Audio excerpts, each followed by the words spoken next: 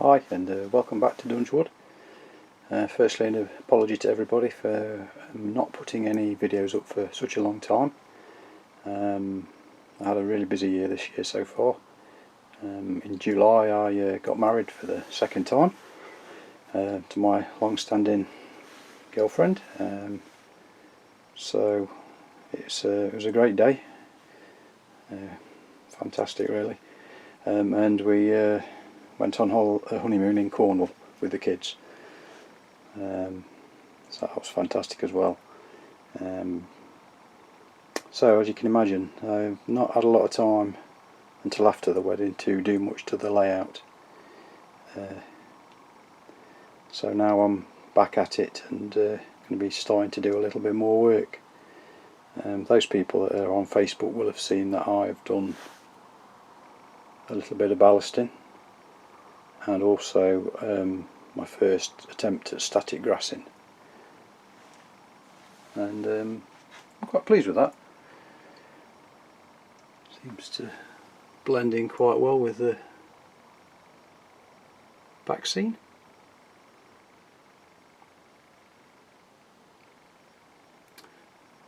And the rock face that I'd done previous to that, I'm now umming and ahhing whether I actually like it or not.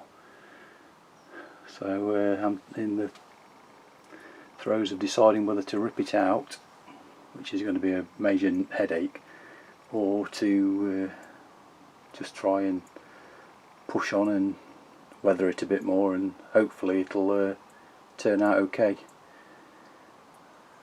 Yeah, I've got a few more bits of rock to do there as well. You can see the grey patches here and here. That's my Celotex and cement hillside. I use a mixture of PVA and cement with water, and it's quite good. It leaves a hard finish. Ground surface seems quite good. It's paintable. It does take a fair while to go off, a couple of days, but it gives you time to work with it a little bit, whereas I found plaster is quite quick. I'm not sure how much of a nightmare it'll be if I have to try and rip any out, but yeah, that might be the problem with it. You can see there's that's the sort of finish, but that's a bit rough actually. It's a bit unfair to say that's what it looks like. I mean, this bit all across here has all been done with the same method, and I think that was out of one of the books that I referred to, and it's the people to do with Tremendous. This is one of the methods they use for doing their ground surface. And I don't know if they do use cement all the way through, but that seemed alright to me, so I thought I'd give it a go. And then the ballasting, that seemed to go quite well. Had no issues, didn't have any problems with the points or anything like that. Yeah, seems to have gone quite well. I've not completed it yet though. I've got weathering to do and all that malarkey, and I've only got to here and the tunnel mouth there, and the same there. I've only got to those tunnel mouths, so I've not done a vast amount of it, to be fair, but yeah, it was enough. I mean, I think the worst part is actually painting the rails, if you can see. But I've only painted the bit you can see as well, and that was enough for me. And the other side is not actually painted, and I think if you look at the first bit of the video, where the camera's over here, you can see that the rails aren't actually painted, so I think in certain places I might need to go back in and repaint it. I haven't done anything on this section yet. I'm still working it out in my head. I'm not sure whether to put a cutting in here and just a partial hillside, or to do a complete hillside and then the cutting go that way, and then there'll be more tunnel mouths. Not the best, but unfortunately when you've got 2 helixes you haven't got a lot of choice. So that's my plan. Round to this section, you can see the where the 25 sits is the start of the distribution lines, and I'll put some more points in and bring some more lines out. I'm probably going to bring the board out here somewhere. I think I've mentioned this before, and it'll go up there level more or less with the end of the back seam. Should give me a few. I'm not going to cram it with lines, but I'll put a few in, you know, just so I can do some shunting and bring some wagons in and all that stuff. Should be quite interesting, and then it will give me a chance then to move on to this scenery again, join it up and finish it off. So yeah, quite a lot to do. I've been having a little bit of an issue down in the Fiddle yard with, as you can see, I've got a lot of stock in there at the moment.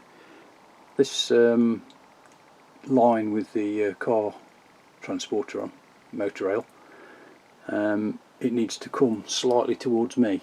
The curve's too sharp, what would you say, if I drive that peak round that curve it'll hit that coach, and the HST coaches as well, it catches. So I need to just tweak the corner a little bit and hope that sorts it out, or else I'm going to be restricted a little bit on that line.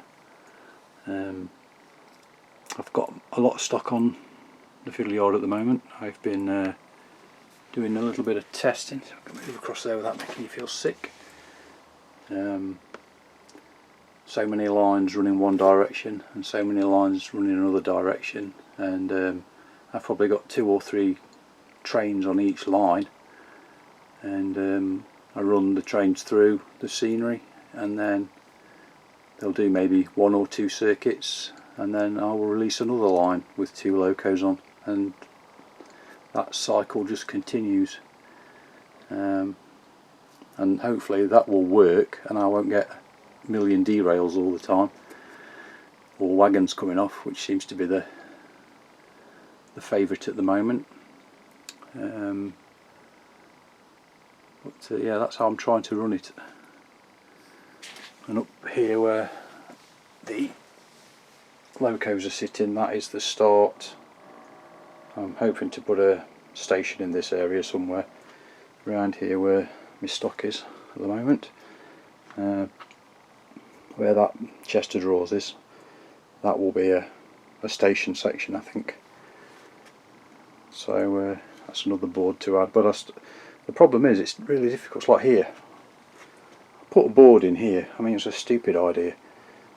I can't get to the back, so I have to I'm going to have to sort of build it off the layout and then put it on, which is probably the best way to do it, really, I suppose, because if anything derails and gets stuck, I need to be able to lift that section out, or at least a part of it.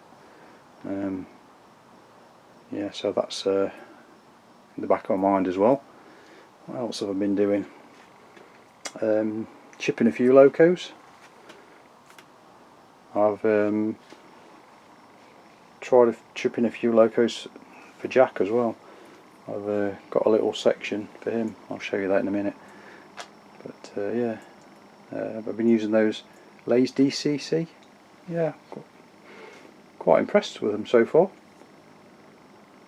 Yeah, it's worth, if you've got a couple of locos that you just can't quite afford the 25 quid for a lens or something like that, just give the Lays DC a try and you might be surprised. I certainly was. So I'm thinking of replacing some of my older chips, the Hornby chips and such like, with these Lays DC ones. They seem to take 4-figure address and all sorts. It's you know, for $9.95 or whatever it is, it's brilliant. Really good value. Like I say, I've not had any issues yet. If any of you have had any issues with them, let me know. I am using the ECOS, and I've been using my old lens system as well. Fine, they work fine with it. So yeah, I'll run a few trains and might come back to you at the end and have a chat again. Alright, see you soon. Bye.